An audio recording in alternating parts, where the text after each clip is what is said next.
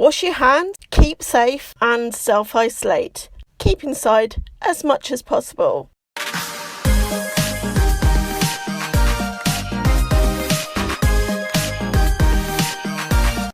Hello, welcome to Podcast 18. Oh my gosh, it's Podcast 18. So today we have a car that has just been found in a garden like 2 feet under. We have a dinosaur. We have a National History Museum. Of course, we have the trowel of the week, my favourite thing to do. So yes, we shall crack on and have a look. So article 1 is from the BBC News. The virus. A man finds old car buried in his back garden during lockdown while he's gardening. How did this happen? A man doing a spot of gardening while at home during the outbreak has unearthed what is believed to be a Ford popular car from the 1950s. The man, who lives in Mondwick, West Yorkshire, said it is not something you find every day. It is literally in the middle of my garden. It's just weird how it is down there. The man is appealing for anyone with any information about how it came to be there to get in touch. He said the car, grey in colour, was mostly intact with its engine and registration plate. Oh, I'd love to be able to get the car out, but I don't think it will be possible by hand. You need to talk to an archaeological group. The reason it was buried remains a mystery, but one theory is that at that time the price of steel had dropped so far you had to pay to have the scrap taken away. Little is known about the vehicle itself, but another suggestion is that it might be a former military vehicle. And then it's got facts about the Ford Popular. The Ford Popular, often called the Ford Pop, was built by Ford UK in England between 1953 and 1962. In their day, Ford Pops could be seen virtually everywhere in green in every street across Great Britain.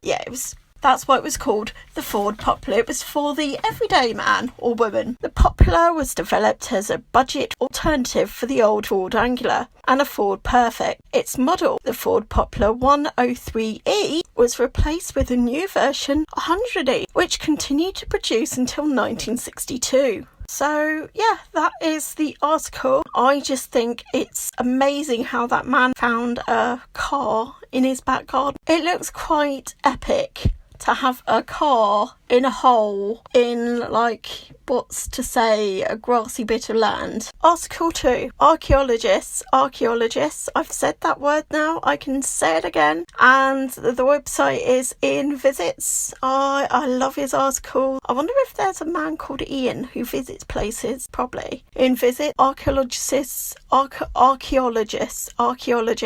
got to say it slowly so I can pronounce it correctly. Discover pottery from the London's earliest farmers. Oh, that's fantastic. Early Neolithic pottery, the earliest ever uncovered in London, has now been proven to be 5,500 years old. So that is like 3,500 years BC, very long time ago. Although archaeological finds of pottery have been dated using their position in the layers of history of the soil under feet or foot, a new radiocarbon dating technique has been used on the pottery find for the first time. The pots had a minute remains of organic material and then traces of milk fats that had soaked into the pottery when it was used, and were sent to the University of Bristol, where they were able to use the radiocarbon dating to date the pot as being in use around 5,500 years ago. Archaeologists expect only a few individual fragments of the pottery and stone axes have been discovered to the date, so this find fills in a key gap of London's prehistory. Archaeologists suspect the pots were from around the time when the first farmers came to Britain, but now have their proof.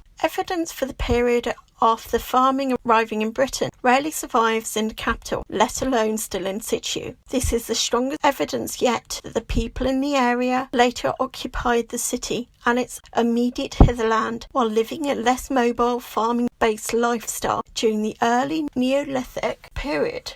Early Neolithic houses, though very rare in the southeast England, have been found in Horton in Berkshire, Cranford in Hounslow, been to that side, and Gothamby in Colne Valley. The discovery of such a large group of pottery at the principal place suggests that similar significant settlement may have been here. Results suggest that the pots had been used to process dairy products and to cook beef and mutton. There was very little in the way of pig products, which could suggest that pork was not stewed but cooked on a spit. In addition to scientific findings, the forms of pots themselves proved interesting, some having been decorated by pressing fingertips or roe deer hooves into the clay. This suggests, even in this early date, that people paid attention to the design as well as the function of tableware. Around 5,600 years after they were made, the fingerprints of those earliest Londoners are still visible in the pots today, and now, thanks to science, we can learn more about what early Londoners ate. So that was that article, and I think it's fabulous that we can see what people 5,000 years ago ate and did. Trowel of the week. Oh my gosh. Okay, so trowel of the week is a dinosaur. Trowel of the week is a little dinosaur. Trowel of the week from Ian Visits. I love this website. I've just found it and I just think, wow, it's totally amazing. It says, Natural History Museum wants to put a dinosaur in its front garden. Oh gosh. Okay. The museum wants to put a dinosaur in the garden. It's all part of a plan for the 5-acre gardens that will become an extension of the museum, showing off urban wildlife research, conservation, environmental awareness. When completed in 2023, the museum gardens will take people on a journey through the changing world. Dippy, the Natural Histories Museum famous Diplodocus, will have pride of place. Dippy will overlook the new East Gardens, which will tell the story of Earth's history, with plants and fossils reflecting each geological era. Visitors will be able to learn about the profound impact humans have caused in a short space of time. The designs propose a new permanent structure in the East Garden. The garden building. The proposal is for the garden building to have a dual function as a cafe and function space as a support space for planting in the gardens. The West Garden will be a model for the urban nature with different habitats, showcasing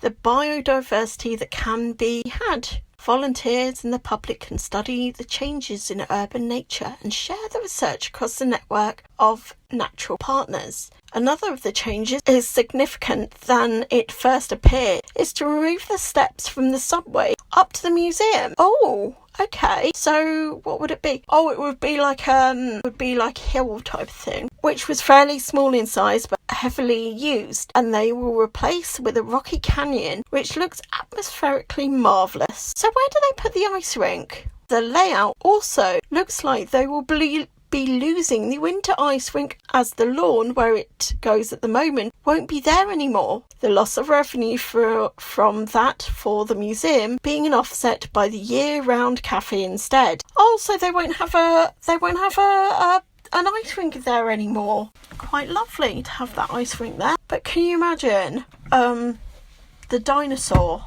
being like there and towering over you? It's just another phase of a historic building, I think. So yeah, that is the articles for today. So yeah, please like, please share, please subscribe, and I will see you next week. Before I go, wash your hands, keep safe, and self-isolate. Keep inside as much as possible. And I'll see you next week.